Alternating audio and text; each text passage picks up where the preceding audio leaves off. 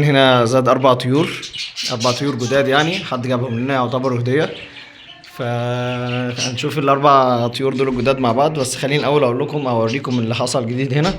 إن أنا حشت العروق اللي كانت في النص هنا دي، بقت المساحة كلها واسعة كده على قد العصافير والطيور الباقية. وعملت وقفات زي كده على الحيطة أهي، دي كده وقفات أهي، هنا كده وهنا وهنا وهنا برضو، في كل مكان كده تقريبا أهو، بحيث هما ايه يقفوا عليها وقت ما يحتاجوا ان هما يقفوا على مكان عالي كده اهو، زي كده. بصوا، وفرشت هنا في الارض رمله برضو، يعني دي كلها كده مفروشه في الارض. هي تبان مش نضيفه، بس لا هي نضيفه. اللي متوسخ هنا ده شويه ريش، ده كده ريش اهو، كل ده كده ريش.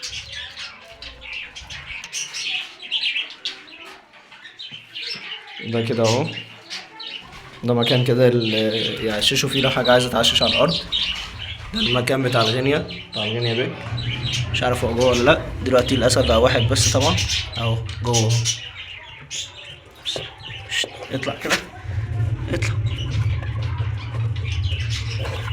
جوه تقريبا مكشوف، يطلع اهو يجري على طول.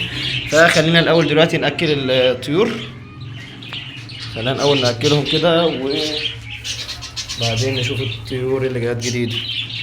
طبعا الطبق اللي بنحط فيه الاكل اهو،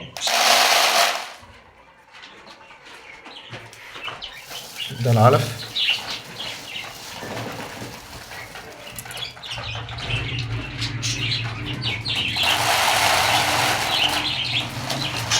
بصوا السمان بينكش في الاكل ازاي، عشان كده بنحط له كميه على قده، وفي مكان وفي طبق عالي يكون زي ده كده، يعني الطبق نفسه يكون سمكه يكون غويط كده عشان ما يبعترش الاكل. طبعا اليمام كله بدأ ينزل اهو.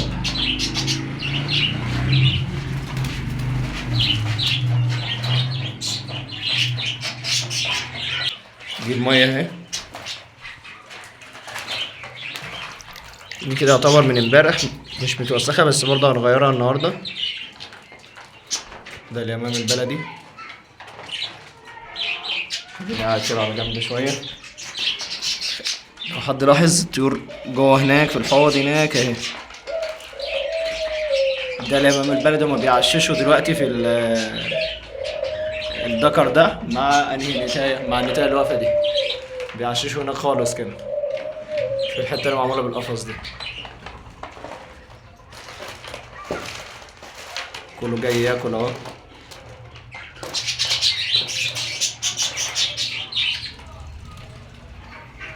طيب خلينا دلوقتي بقى نطلع طيور اللي جت جديد، ونشوف هتعمل ايه اول ما تطير او تاخد حريتها بعد ما كانت محبوسه في اقفاص، ونطلعها في مكان زي كده.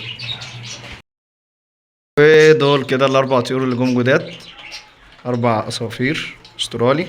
غالبا ال3 دول نتي اهم، واللي فوق ده بس هو الذكر اللي فيهم المتشعلق ده.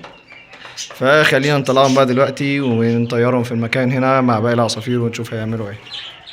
دول كده الجزء اللي بيعششوا مع بعض، ان شاء الله يبيضوا قريب يعني.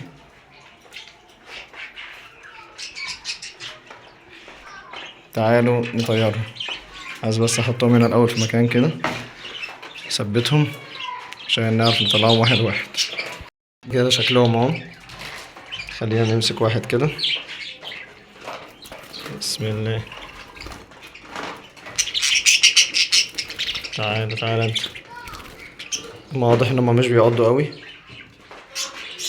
اهو، وخلينا نسيبه كده على ايدينا.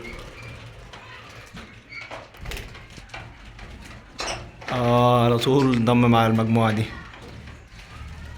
هو يفضل مش مصدق نفسه طبعا ان هو طار، قاعد يلف في الأوضة اهو اهو. هو لسه مش حافظ طبعا الأماكن اللي المفروض يقف عليها، هنا أو هنا اهو.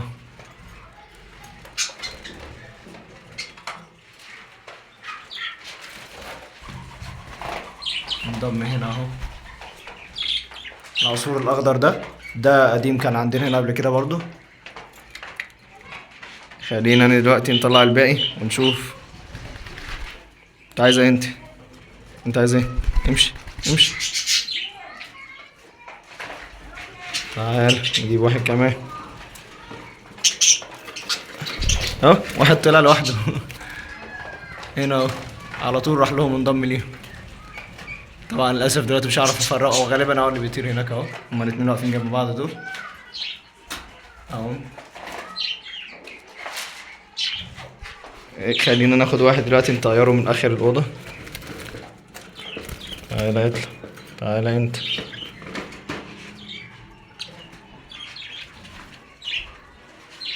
اهو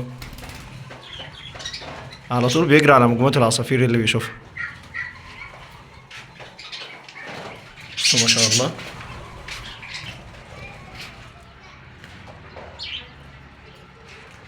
تعالى ناخد اخر واحد، يلا.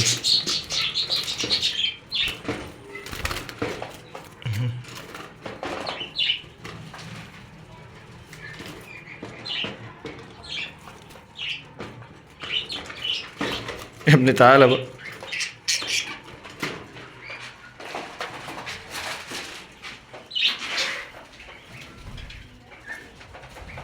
برضه جري على هناك، مش عارف انا حافظين المكان ده ولا ايه. اهو خلينا نطيرهم كلهم من هنا كده. ما شاء الله.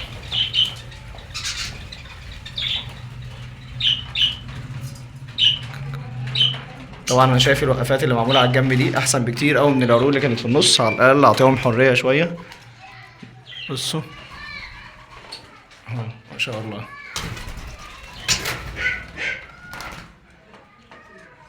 طبعا في حد قال لي برضو ان احنا ممكن نحط جير هنا في الارض، مش عارف ايه فائدته الصراحه، لسه ما بحثتش فيه.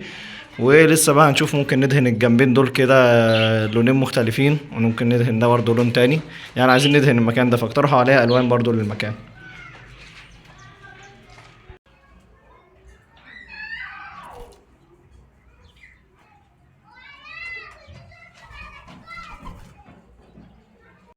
خلينا نسرق الاكل بتاع البط ده، نحطه لهم جوه اما نشوف هينزلوا عليه ولا لا. اهو هو عباره عن دشيش وعلفه تقريبا، فخلينا نحطه هنا كده ونشوفه. هنا بقى اليمام الامري كان عمال يناقش في بعضه كده عشان بيحضر العيش، عشان ان شاء الله يبدل لنا قريب، فما كانش فاضي اصلا ان هو ينزل ياكل ولا يبص حتى على اليمام اللي حواليه واللي بياكل. المفروض يراعي اخواته العزاب والله. شبك دلوقتي جنبي ده اليمام الامري، خلاص القفص فضي. تعالى اطلع، اطلعين.